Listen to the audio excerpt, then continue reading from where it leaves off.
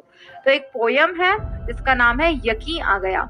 उसका मैं थोड़ा सा स्क्रिप्ट आपको बता देती हूँ कि एक लड़की है, वो जब रात को निकलती है तो उसके मन में बहुत सारे फियर्स होते हैं, ठीक है, लेकिन if you are honest with your intentions, अगर आपके साथ कोई गलत कर रहा है, भगवान उसको खुद पनिश करेगा, आपको कुछ करने की जरूरत नहीं है।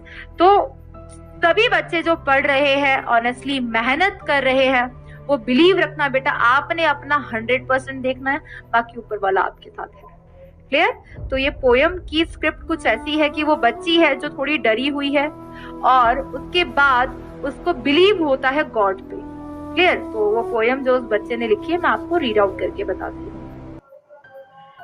एक रात जो जरा काली थी, एक रात जो जरा काली थी, मैं एक लड़की थोड़ी सहमी, थोड़ी भोली भाली थी।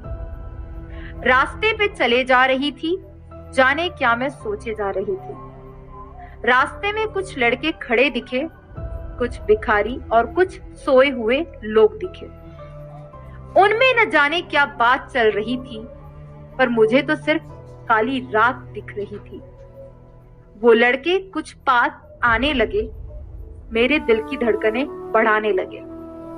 दिल की घबराहटें भी बढ़ने लगी और सन्नाटे घने छाने लगे। एक हाथ पीछे से आया, फिर छीना झपटी भी जोरों से होने लगी।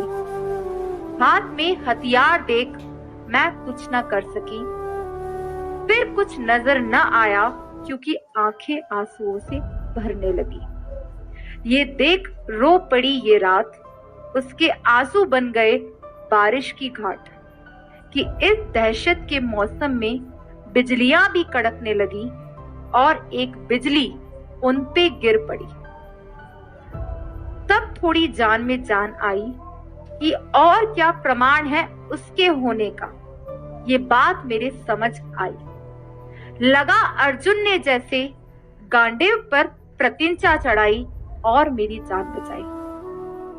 बोले श्री कृष्ण बोलत रहे कबीर, बोले श्री कृष्ण बोलत रहे कबीर, कि नारी के सम्मान को ठेस पहुंचाए वो ना हो सके कभी वीर। कि छिड़ जाती है महाभारत, कि छिड़ जाती है महाभारत नारी की हानि से, कि जग सीखे ये बात इस कहानी से। अब मैं हूं, मेरी सांसें हैं, मेरी धड़कनें हैं, कि उसके होने का मुझे यकीन आ गया। तो एक छोटी सी पोयम थी बेटा, उस बच्चे ने लिखी, मुझे बहुत अच्छी लगी और कुछ लाइंस में गूज़बम्स हुए, तो मैंने सोचा मुझे आप लोगों के साथ शेयर करनी चाहिए। तो वो सभी गर्ल्स जो पढ़ रही हैं बेटा, ऑलवेज स्टे मोटिवेटेड। एक बार वो अचीव करो जो आप डिजर्व करते हो, चीजें हमेशा आपके अकॉर्डिंग होंगी। मैं भी आप में से एक थी जिसने ये सोचकर कि पापा कैसे करेंगे, मतलब सबके साथ होता है, सबकी फैमिलीज में होता ही है कि फाइनेंशियली हम सोच के चलते हैं कि आगे का डिसाइड करके चलना है, ठीक है ना, क्योंकि पेरेंट्स के पास बहुत सारी रिस्पॉन्सिबिलिटीज होती है और सबसे बड़ी रिस्पॉन्सिबिलिटी जो उन्हें दिखती है एक लड़की के लिए, वो दिखती है उनकी शादी की। टू बी वेरी फ्रैंक, कि वो कैसे किया जाएगा। बट आप ये सोचो कि जब आप फाइनेंशियली खुद इंडिपेंडेंट हो जाओगे तो आप खुद से अपने डिसीजंस ले पाओगे, खुद से चीजें खुद अरेंज कर पाओगे। तो बेटा सबसे पहले आपके लिए पढ़ाई प्रायोरिटी होनी चाहिए।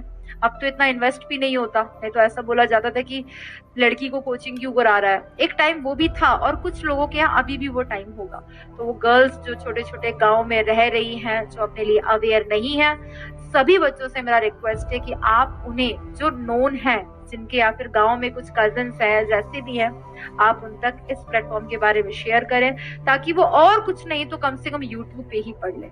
और वो पढ़ लेंगे तो वो अचीव करेंगे जो वो अचीव करना चाहते हैं। रिसेंटली अभी अलग सर को भी कैबिनेट मिनिस्टर सर ने अवार्ड दिया है, तो आप समझ सकते हैं कि सर ने कितना अच्छा प्रोग्राम स्टार्ट किया था आप लोगों के लिए, और वो अब तक जोरों शोरों से चल रहा है। कितने बच्चे ऐसे हैं जिनको नीट सेलिब्रेशन में सिलेक्शन हुआ है, हम आपने नीट सेलिब्रेशन में भी देखा होगा। वो रिवॉल्यूशन स्टार्ट हो चुका है बेटा। तो हमेशा स्टे मोटिवेटेड। जिनके पास फैसिलिटीज हैं तो वेल एंड गुड, वो अपना बेस्ट दो। जिनके पास नहीं है, अपने आप को लकी मानना बेटा, अपने आप को सोच लेना कि मुझे कितना बेस्ट परफॉर्म करना है। कंपटीशन बहुत टफ होने वाला है आगे के लिए, क्योंकि बच्चे बहुत सारे ऐसे अवेयर हो चुके हैं कितने बच्चों आपने अगर नीट सेलिब्रेशन के इंटरव्यू देखे हो, किसी के फादर ऑटो ड्राइवर है, किसी के फादर फार्मर है, तो सबको ही मेहनत करनी है। अब ऐसा नहीं है बेटा कि सोर्सेस किसी के पास ज्यादा है किसी के पास कम है, एवरीथिंग इज पॉसिबल नाउ, ठीक है। तो मैं जब इमोशनल होती हूँ तो मेरे वर्ड्स पे कंट्रोल नहीं होता है, तो मैं आपको बोलती चली जा रही हूँ। ये पोएम मैंने जो पढ़ी थी, तो मैं उन गर्ल्स के बारे में बात कर रही हूँ बेटा, जो अपने लिए आवाज नहीं उठा पाते जब उनके साथ कुछ गलत हो रहा होता है। तो बेटा कैसे भी करके भाइयों से मेरा रिक्वेस्ट है, जिनकी छोटी बहनें हैं, कि उनको मोबाइल अवेलेबल कराओ, उनको इस चीज का नॉलेज दो ताकि वो भी पढ़ सके। एंड दिस इज ट्रुथ बेटा, वो पढ़ेंगी, वो अपने राइट्स जानेंगी, और जरूरी नहीं है कि आपको फिर कुछ भी करना पड़े, वो खुद अपना करियर खुद बनाएंगी, वो शादी अपनी खुद कर लेंगे, तो तुम लोग को टेंशन लेने की जरूरत नहीं है, ठीक है। So all the very best बेटा, ठीक है। स्टिल आपके कोई भी डाउट रह जाए, घबराना मत,